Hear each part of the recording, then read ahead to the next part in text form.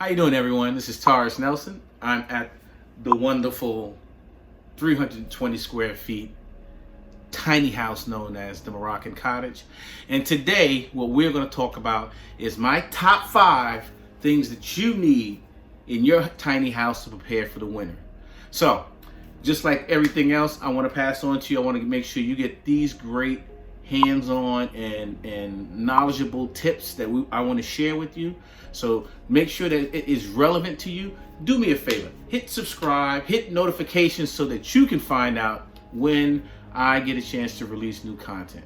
So without further ado, let's go into my top 5 things that you need to keep your tiny house prepared for the winter.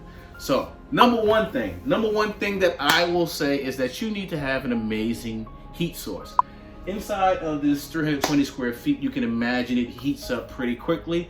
And what we have, and that we found to be a great joy for us, is an amazing electric fireplace that has such beautiful ambiance. Let me show you this. I'm gonna flip this around so you can see our fireplace right there. And if you look there at the very bottom, it blows heat directly out of these 2 vents here. And has a nice display, and if you notice, there was also the nice ambiance. Who doesn't love to see a unique color that can kind of balance out the scheme inside of your color palette in your tiny house? So that's number 1. You got to have you a good heat source. All right, number 2, the second thing that you should prepare yourself for your tiny house is make sure that you have sealed up all of the little crevices and cracks and draft points inside of your tiny house.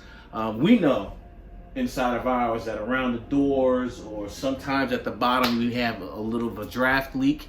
So in the fall season, we take the time and we address those, put a nice strip there to block that wind. We make sure that if we see any gaps or any holes around our tiny house, that we make sure we fill those up with silicone. We even have some explicit locations that we carved out a hole to make sure that our AC unit would be able to keep this place nice and regulated. And what we do in the wintertime is make sure we get some insulation, put it inside of those pre-carved out circular areas to blow out the hot air inside here, and that keeps us nice and toasty during the winter. So make sure you seal up, and if you need to, take the plastic, you put the plastic around your windows and get you a nice seal as well. Number 3, the third thing that you need to keep your tiny house prepared for the winter is a nice heavy weighted blanket.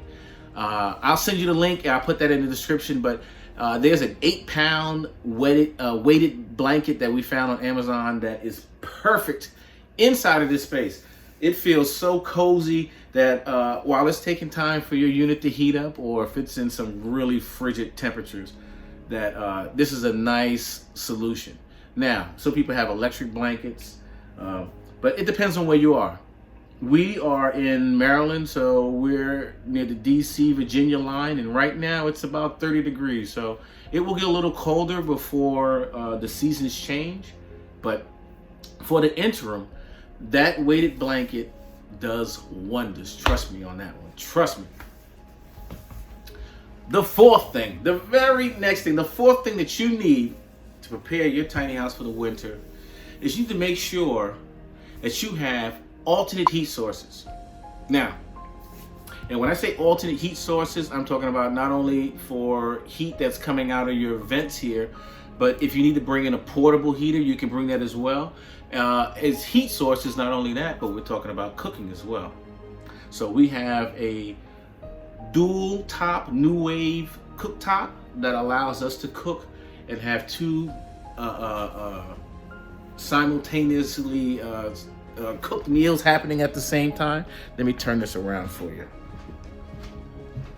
So that's our new wave cooktop right there.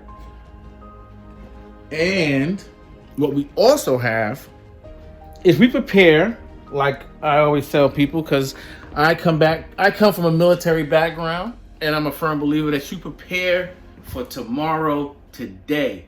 So We make sure that we have a grill outside that has propane and is prepared, that in the event we lose electricity, we can still cook. We make sure that we have wood prepared. So if we need to put those inside of our chimeneas, we can still cook. And last but not least, we have a small Honda generator that if we needed to, we can connect that and maintain and run this house, since there's very little utilities that are used. And finally, the last thing you need inside of your tiny house, drum roll please, you gotta have unlimited coffee and cocoa.